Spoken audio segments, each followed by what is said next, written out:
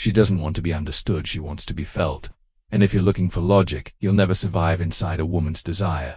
Because what turns her on isn't what you think. It's not muscles, it's not money, it's not compliments, it's tension, it's mystery. It's the man she can't quite read. She won't tell you this. She can't because her desire isn't spoken. It's triggered by your stillness, by your emotional control, by the silence between your words where she starts to imagine things you haven't even said yet.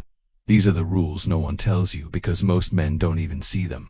But once you do, she'll dream about you, she'll crave you, and she won't even know why. One desire begins where certainty ends. The moment she's sure she has you is the moment her desire begins to rot.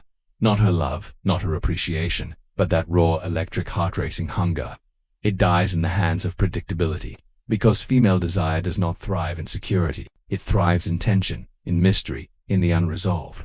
You want to know why the nice guy finishes last. Because he answers too quickly, he explains too much. He gives her certainty before she's even started to feel anything. And desire, real desire, is born in that sacred space between what she feels and what she's unsure she's allowed to feel. You don't need to be toxic. You don't need to be cold. But you do need to remain unpredictable. Here's the Stoic truth. The more she knows you want her, the less she has to feel. Because now her nervous system relaxes. And when her nervous system relaxes too early, the tension that creates lust fades into emotional It's not that she doesn't like you. It's that she no longer has to earn you. And women don't crave what they already possess. They crave uncertainty with boundaries, not chaos, but unresolved intensity. The moment she finds herself saying, "Why didn't he text back yet? What's he thinking right now? Did I say too much?" That's when desire is alive. It's not logical, it's biological. She needs to feel like she's leaning in. Not because you're pulling away, but because you're not chasing. Because you're living, you're in motion, and she's not quite sure where she stands yet. That not knowing, that's the sweet spot where her fantasies take shape. Most men destroy that too soon. They overshare, overcommit, overpromise. They kill the suspense. They become emotionally obvious. They hand over their cards too early and wonder why she stopped texting back. Here's the paradox. She will never fully relax around the man she fantasizes about. And she will never fantasize about the man she completely relaxes around too soon. So what do? You slow everything down. You move with intention, not impulse. You flirt with your eyes, not your words. You answer when you choose to answer, not when she expects it. And when she asks what you're thinking, you smile and say, "Not ready to share that yet." Now her mind fills the silence. Now she's leaning in. Now she's dreaming at night because you left a gap she needs to fill. That's not game. That's energetic contrast. And the man who gives her contrast, the one who is warm but not desperate, attentive but not available on command, interested but not emotionally exposed too early, that's the man who activates her because he understands the first rule of female desire. Desire doesn't live in certainty. It lives in suspense, and it begins the moment she's no longer sure she has you. 2. She wants you to lead her somewhere. She's afraid to go. She'll never say it out loud. But the man who makes her feel safest is the one who also makes her feel slightly out of control. Not in a reckless way, in a pulling way, in a directional way. Because her body doesn't respond to indecision. Her desire isn't activated by a man who asks for a roadmap. It's activated by the man who becomes the map and dares to lead her somewhere she didn't expect to go. This is the rule. No one tells you her desire isn't for safety. It's for leadership into emotional danger. She wants to follow, even if she pretends not to. Even if her mouth says, "I'm independent."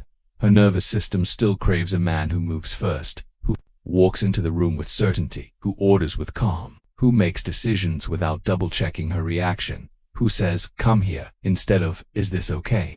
This doesn't mean force. This doesn't mean control. This means direction.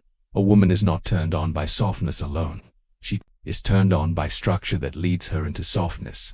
By a man who makes her feel like she can finally let go of the wheel. The way she speaks with her eyes. She's waiting for you to notice. The way she slows her breathing when you're close. She's waiting for you to lean in. The way she stops talking when you touch her hand. She's waiting for you to do what she can't ask for, because her deepest desires live in the unspoken, in the surrender, in being moved into emotion by someone stronger than the stories she's told herself. She wants to be kissed before she realizes she gave permission.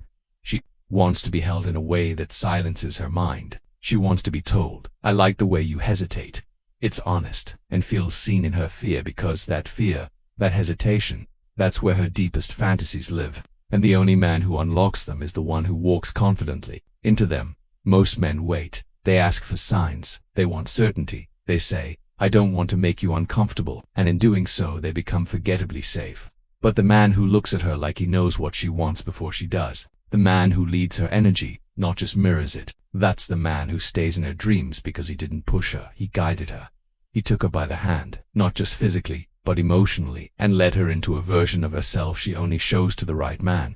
That's the trick. She's not hiding her desire, she's protecting it, waiting for a man with enough emotional control to hold it without running from it. And when you become that man, when you stop asking and start directing with calm, grounded energy, she melts because her body finally recognizes that it can let go, that she doesn't have to lead this moment, that someone else is in command. And it turns her on more than she'll ever admit because she's been leading her entire life, making decisions, guarding herself, holding it together.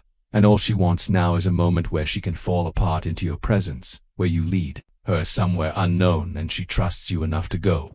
That's not game. That's not manipulation. That's energetic leadership. And it's the second rule of female desire. She doesn't want to stay in control. She wants to trust your direction so much that losing control becomes the fantasy. 3. She wants you to want her, but not too much. Yes, she wants to be desired.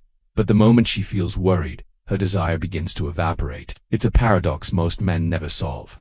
She needs to feel wanted, but she only craves the man who doesn't want her too much. Why? Because when a man wants her too openly, too eagerly, too often, he shifts out of mystery and into emotional submission.